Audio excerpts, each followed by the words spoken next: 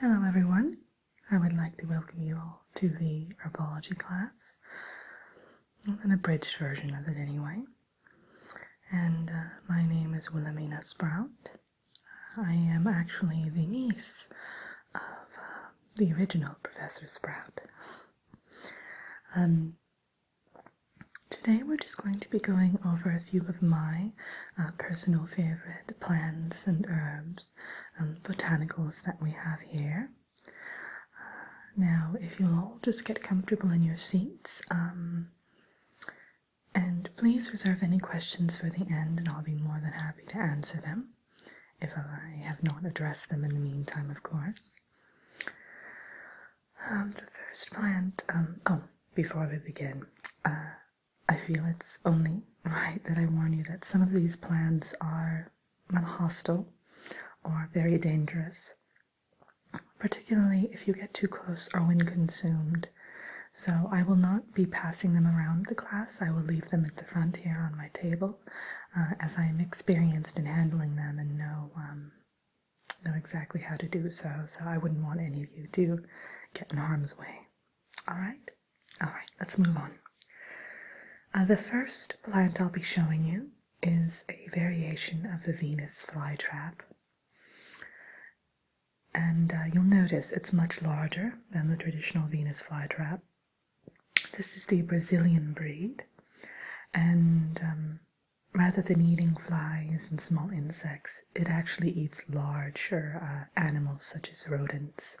It can, it's even been known to eat a boa constrictor, things of that size and that length. So it has a very quick metabolism and a very efficient digestive system. So it can consume much larger prey. The thing that also differs from the usual Venus flytrap is that this one has a particular vocal talent. In fact, that's how it lures its prey to it.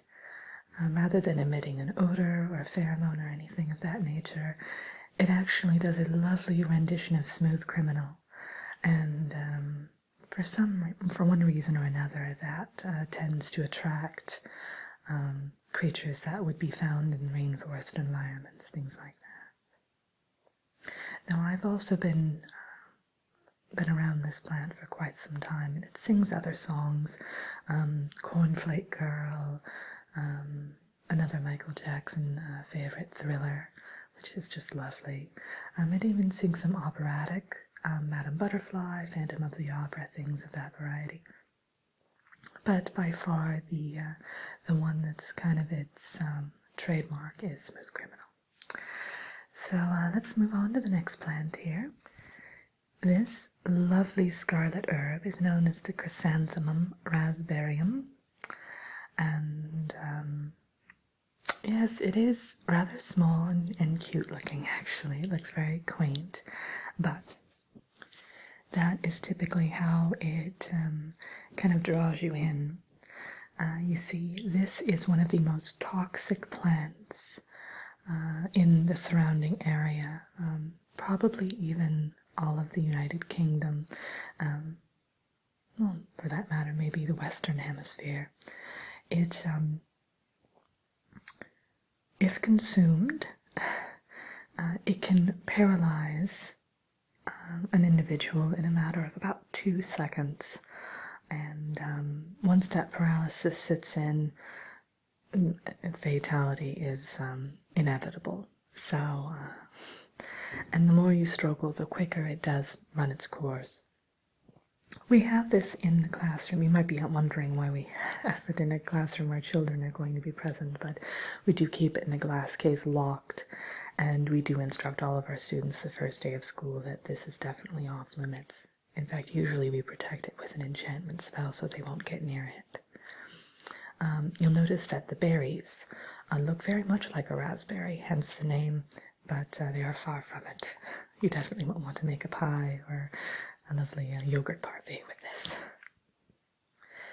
The next herb I would like to show you is a Toxemia plantufus, and this particular plant is a lovely, almost a midnight black color verging on blue, touches of purple throughout. Just a lovely plant. This is another rather toxic one, though of course not as toxic as the one I just showed you. This one will make you swell up, kind of like a blueberry, and you will not be able to stop sneezing. So it's one that's particularly bad for people who already have allergies, because it will just exacerbate the symptoms. Plus the swelling issue is a bit problematic. You usually have to seek professional medical help, of course, and they'll have to perform treatments to put you back to your regular size. This next plant here is actually a good plant. Believe it or not, we have some beneficial plants in here as well, and herbs. This is a fluorite Nemenia, and this particular plant will actually help you boost your magical prowess just a bit. So if you feel as though you need a little bit of help, for instance, you might be about to perform a particularly difficult spell or enchantment, or for some of the students just before a big exam, they might want to up their game just a bit, so to speak. This plant will do that. The only side effect is that you will lose an hour of memory. So, after the effects wear off, of course. So you won't remember the exam or anything like that, usually, for instance. But, well, for the reason that we don't want people to kind of take an exam based on false results, we do kind of prohibit the use of this. It's kind of a banned substance on campus. Okay, this next one here is a Gastrocnemius hotglueus, and this one is actually rather lethal in a way. It can make both of your ears become enlarged to the size of cantaloupes. Each ear the size of a cantaloupe, of course, and small cantaloupes. But it will help your hearing, so it will make you a lot sharper in terms of auditory stimuli. But the fact that it makes your ears rather enlarged, well, is problematic. Sometimes they refer to it as the Dumbo plant, and another side effect is sometimes it can also make your tongue swell up, which of course can clog your air passageways. So the cons definitely outweigh the pros for this particular plant. This next one here is rather adorable, I think. It looks like a bonsai tree, but it is actually a variation of the common cherry tree, just in miniature form. However, it doesn't produce the typical cherries. It produces these cherries that are made of pure gold. So, as you can imagine, the sale of these trees is kind of regulated. And only particular people are given access to the tree. You'll have to go through a course to learn how to care for it, and I believe, if I'm not mistaken, part of the proceeds of the plant, like a certain percentage, must every year go to a charity of your choice. So there are rules and regulations to it. They say that money doesn't go on trees. It does in this case, so to speak, but it is regulated. The next plant I think I want to show you, I was going to show you another one, but I think this one's even better. It's another little tree that we have, only it's a lemonade tree. And rather than producing lemons, it produces already made glasses of lemonade. You can get a kind of a crossbreeding tree that also produces iced tea, sweet iced tea, of course. But this is the most popular one. It's not ripe right now, so you don't see any glasses of lemonade on it. But the lemonade is also not chilled when it grows in, so you will have to plop some ice cubes in there, of course. But it is some of the tastiest lemonade I've ever had. It's good for muggles. Of course, we magical folk can just conjure up a glass of lemonade already chilled if we like, but this is a nice gift for a muggle in your life who likes a nice cold glass of lemonade on a summer's day, or all throughout the year for that matter, though it does typically bloom during the spring and summer months.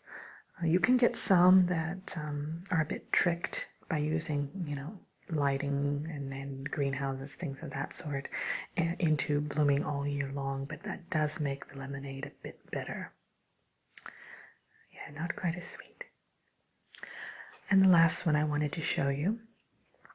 This is the mistletoe herb. It's not like your traditional mistletoe, in that you can just hang it up and people will gather under it and plant kisses on one another. This one will actually act as a love potion, so you just place it into your cauldron with a variety of other kind of household herbs. And there's a recipe for it. You can actually find it on the Hogwarts site. And it's a bit of a love potion. It's nothing against free will or anything like that. The person already has to have a sort of inclination, a romantic inclination for you, but it will kind of coax them into possibly advancing their infections. So I think that's about it. Does anyone have any questions about any of the plants I just showed you? Oh, yes, you, yeah. Uh-huh. Yes, yeah, you're right. We do have another plant that it's a bit like a watermelon. Yeah, the watermelon plant. So they grow basically the same way, but inside the watermelon are different items of clothing. So you won't get the typical fruit. You will get different.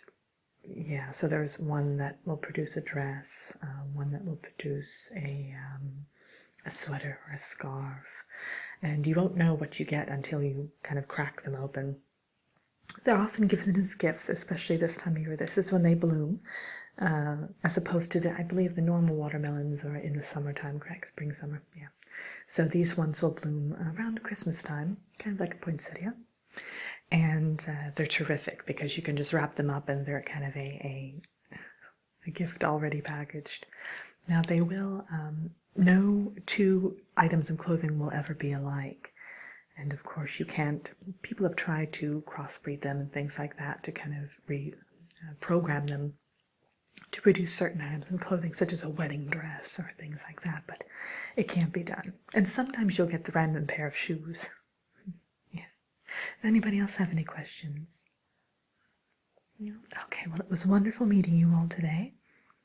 And if you'd like to come up and see some of the more mild plants, I'll be more than happy to show you those. But in the meantime, I'm going to go ahead and put these more lethal ones away, and I'll allow you to peruse.